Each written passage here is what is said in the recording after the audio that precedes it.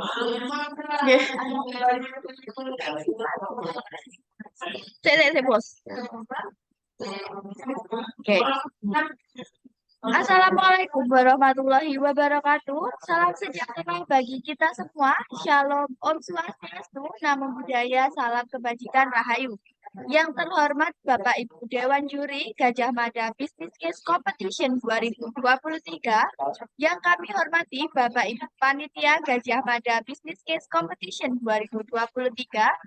Terima kasih kami sampaikan atas waktu yang telah diberikan sehingga kami dapat memaparkan hasil diskusi kami mengenai case yang telah diberikan. Kami dari Ekotim Politeknik Negeri Malang, hasil pembahasan kami mengenai case yang diberikan yaitu implementasi dan pengembangan pendidikan pada CSR PT Pupuk Kalimantan Timur PKT sebagai mitra strategis masyarakat Kabupaten Fakfak, Papua Barat. Kami dari Politeknik Negeri Malang, saya Dea Ayu Sukma Putri Utami bersama rekan saya yaitu Intan Aprilia dan juga Dextra Devina Evi Natalia, serta kami dibimbing oleh Ibu Kalimatus Sadia selaku dosen pembimbing. Terkait topik yang kami bahas, di sini kami berlandaskan pada permasalahan yaitu adanya ketimpangan kondisi ekonomi yang disebabkan oleh di sini permasalahannya yaitu perbedaan pendapatan antara masyarakat yang tinggal di perkotaan maupun di pedesaan. Sehingga terjadinya ketimpangan ini yang seharusnya warga yang tinggal di pedesaan dapat diberdayakan agar dapat mencapai taraf hidup yang setara dengan masyarakat yang tinggal di perkotaan.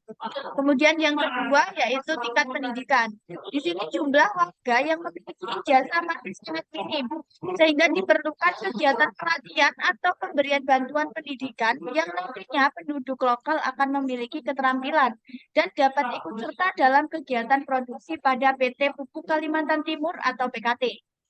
Kemudian di sini untuk yang ketiga yaitu permasalahan angkatan kerja. Di sini untuk permasalahan angkatan kerja yaitu jumlah angkatan kerja yang sangat banyak seharusnya dapat dimanfaatkan dalam kegiatan industri. Namun dalam hal ini tidak dapat diabaikan bahwa tingkat keterampilannya masih sangat minim.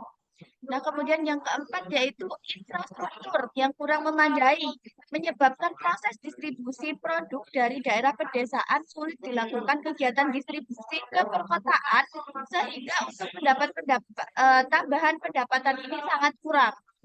Nah, kemudian dari data yang kami peroleh berdasarkan case dan studi literatur yang telah dilakukan, kami mendapatkan fakta bahwa terdapat peluang dan tantangan yang perlu diambil dan segera diselesaikan oleh PT Pupuk Kalimantan Timur PKT. Nah, di sini apabila akan membangun industri di Kabupaten Fakfak, Papua Barat. Peluang ini yang pertama yaitu ada banyaknya jumlah penduduk di Papua.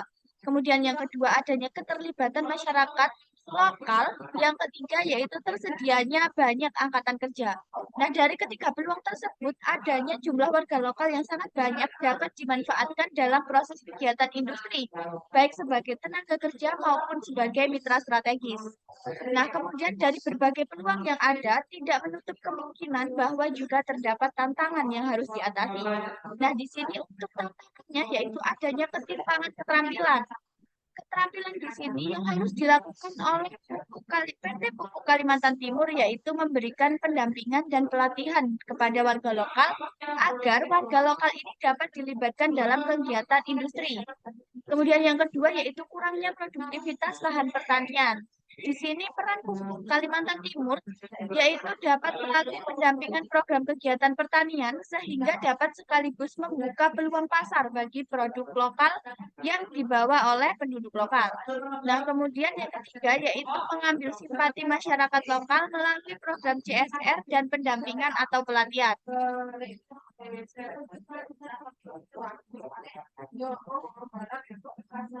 Untuk selanjutnya yaitu analisis strategi. Yang pertama yaitu peningkatan kualitas pendidikan. Faktor utama dalam mengatasi permasalahan angkatan kerja di Papua adalah dengan meningkatkan kualitas pendidikan. Dalam hal ini, perlu dilakukan upaya pembenahan dan peningkatan kualitas pendidikan di Papua Barat, khususnya di Kabupaten Fakfak. Peningkatan kualitas pendidikan dapat membantu mempersiapkan tenaga kerja yang berkualitas dan siap untuk bersaing. Yang kedua, yaitu peran pemangku kepentingan. Dalam upaya meningkatkan kualitas pendidikan, peran pemangku kepentingan sangat diperlukan, seperti pemerintah, lembaga pendidikan, dan masyarakat lokal. Mereka perlu bekerja sama untuk mengatasi permasalahan pendidikan di Papua Barat. Yang ketiga, yaitu menyediakan pelatihan dan pengembangan keterampilan pada masyarakat lokal di usia angkatan kerja. Dan yang terakhir, yaitu pengawasan dan evaluasi. Dalam implementasi solusi-solusi yang diusulkan, penting untuk melakukan sistem pengawasan yang kuat dan melakukan evaluasi. Hal ini dapat membantu untuk memastikan bahwa solusi yang dijalankan telah efektif dan efisien sesuai dengan tujuannya. Program CSR yang kami tawarkan adalah modifikasi dari program CSR sebelumnya, di mana program sebelumnya dinilai masih belum menjawab tantangan dan rekomendasi dari Dewan Komisaris. Meninjau dari tingginya angka siap kerja dengan rendahnya SDM yang ada, kami memberikan solusi adanya rekrutmen pada masyarakat setempat dengan sistem training camp dan juga beasiswa kuliah siap kerja dengan kampus mitra dari PKT sehingga SDM yang ditingkatkan dan mempersempit kesenjangan yang ada. Untuk menarik minat masyarakat setempat dapat dimanfaatkan peluang, yakni dengan mata pencaharian penduduk sebagai bertani. Dengan adanya dua pembagian jalur, yakni jalur utama dan jalur biasa, di mana jalur utama memiliki kuota terbanyak dengan syarat khusus memiliki lahan pertanian ataupun peternakan, di mana lahan pertanian atau peternakan inilah yang nantinya dijadikan sebagai mitra kerja. Mitra kerja di sini akan diberikan sosialisasi dan diajari bagaimana menghasilkan produk berkualitas dan cara marketing penjualan yang baik sehingga dapat diperoleh keuntungan yang maksimal. Menindaklanjuti arahan dari Dewan Komisaris, selama proses sosialisasi maka PKT dapat mempromosikan produk-produknya kepada mitra kerja. Dengan membranding bahwa produk pupuk PKT merupakan salah satu pupuk berkualitas di Indonesia. Selanjutnya, limbah hasil pertanian dapat diarahkan ke dalam perusahaan agar diolah dan dikemas menjadi pakan ternak yang akan dijual kepada mitra kerja peternak. Selain itu juga dapat mengurangi limbah yang mencemari lingkungan. Hasil limbah dari peternak dapat dialokasikan ke PKT untuk diolah menjadi pupuk organik yang dijual ke mitra pertanian dan juga dapat dimanfaatkan sebagai gas metana dari limbah peternakan menjadi bahan bakar. Dengan adanya modifikasi program CSR pertanian terpadu ini diharapkan mampu mengurangi kesenjangan pengetahuan dan juga kompetensi, membuka lapangan kerja, serta memenuhi kebutuhan pangan masyarakat di Kabupaten Fakfak. Selain itu, keikutsertaan peran pemerintah dalam kegiatan CSR diharapkan mampu membangkitkan rasa memiliki dan rasa kebanggaan nasional dari masyarakat setempat.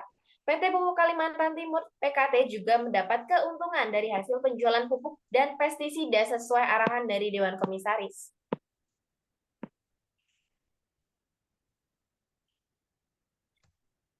Berikut terkait kesimpulan, berdasarkan permasalahan pemaparan, dapat disimpulkan bahwasanya perlu adanya modifikasi dari program CSR pertanian terpadu pada alur atau siklus distribusi, serta tambahan sistem training dan beasiswa yang dapat memikat mitra kerja. Adanya jalur pertama dan jalur biasa pada program training atau beasiswa akan menarik minat masyarakat setempat sehingga mitra kerja akan meningkat. Sosialisasi pada mitra kerja terkait produksi dan marketing akan membantu meningkatkan pemenuhan kebutuhan pangan serta meningkatkan kualitas SDM yang ada. Transaksi jual beli antara mitra dengan PT Pupuk Kalimantan Timur akan memberikan keuntungan pada perusahaan dan memenuhi output dari PT Pupuk Kalimantan Timur serta permintaan Dewan Komisaris. Berdasarkan uraian yang telah kami paparkan, dapat disimpulkan bahwa kegiatan industri pupuk Kalimantan Timur di Kabupaten Fakfak, Papua Barat akan dapat berjalan dengan baik dan hebat apabila terjadi sinergi yang baik antara pihak industri dan masyarakat lokal. Sekian yang dapat kami sampaikan berdasarkan case yang telah diberikan dan juga diskusi yang telah kami lakukan. Wassalamualaikum warahmatullahi wabarakatuh. Salam sejahtera bagi kita semua. Shalom, Om Swastiastu, Namo Buddhaya. Salam kebajikan, Rahayu.